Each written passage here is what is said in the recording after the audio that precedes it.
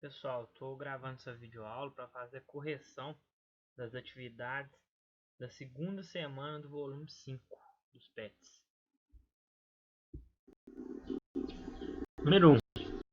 De acordo com o texto da semana, qual a importância das terras indígenas? Bom, as terras indígenas elas têm uma série de importância, né? Além de ser patrimônio histórico e cultural do nosso país, né, do Brasil, as terras indígenas, no que diz respeito ao meio ambiente, ao ambiente em si, elas apresentam uma importância no sentido de preservação ambiental, né?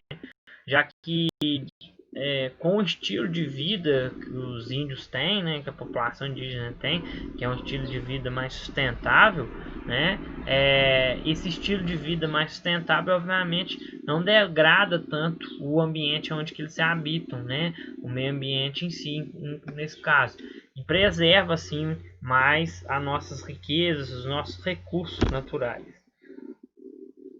2.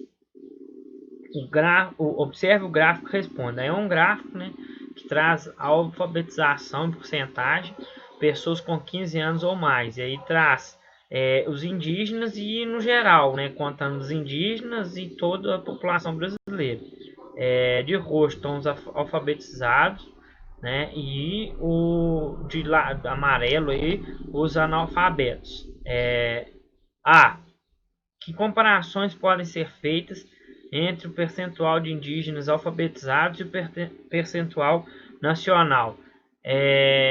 Tá claro, né, que o percentual de indígenas alfabetizados é bem mais baixo, é bem menor do que o percentual geral, o percentual nacional.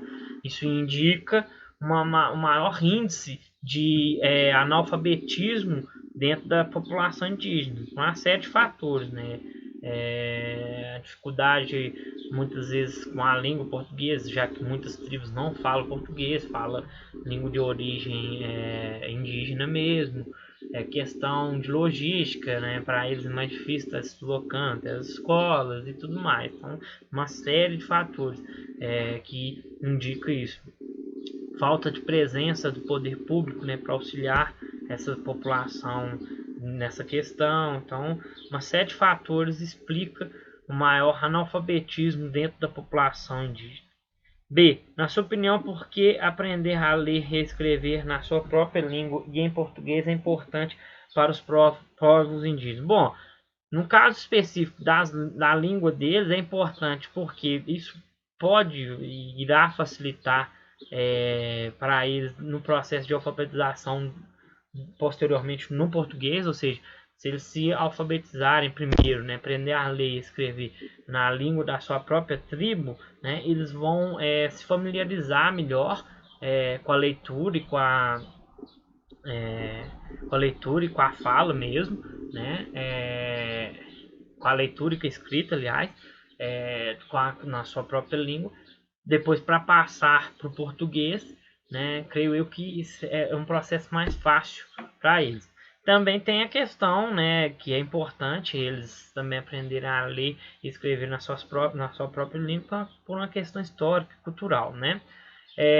No caso do português é importante porque eles estão num país, né, que a língua oficial é o português, né? Então é preciso que eles conheçam e dominem essa língua, né, para até conseguir se adaptar no nosso país, se eles quiserem ocupar cargos fora das suas tribos, né, no âmbito geral, né, do país, né, saindo mais das suas tribos, saindo das suas vidas em si, é importante que eles dominem também o português, ok?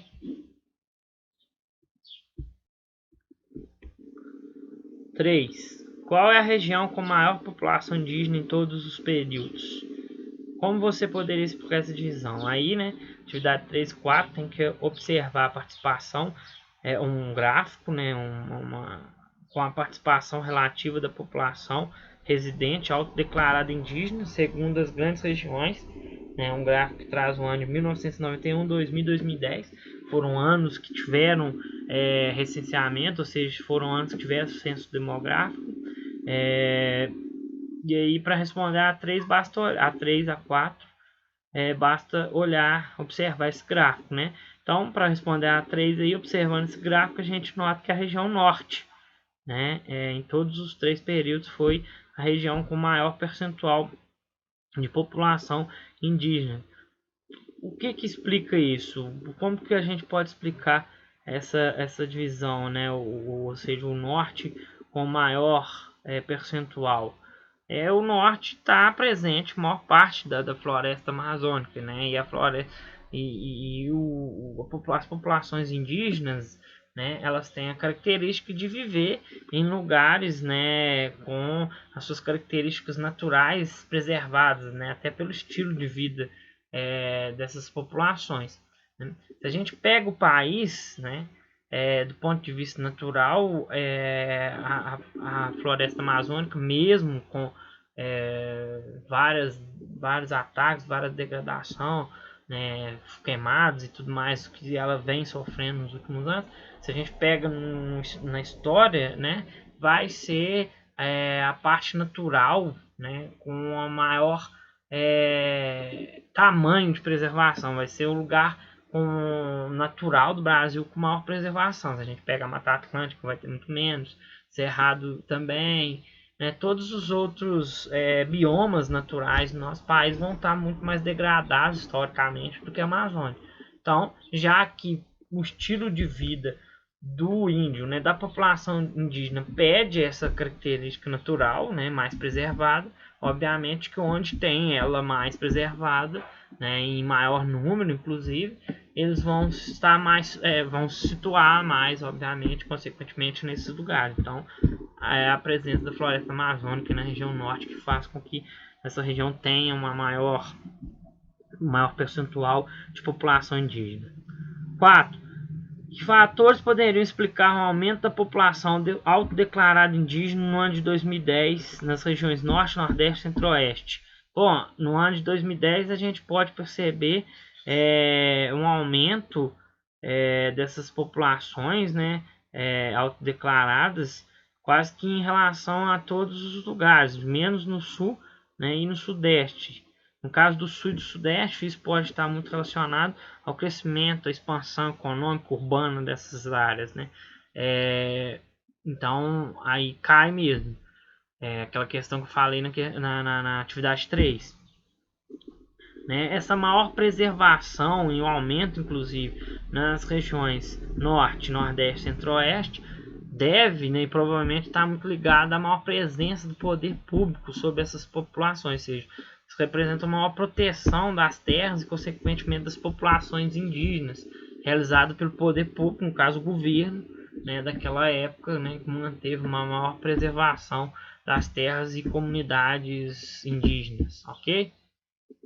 5. Os povos indígenas contribuíram para a formação da sociedade brasileira e também para o enriquecimento da nossa cultura.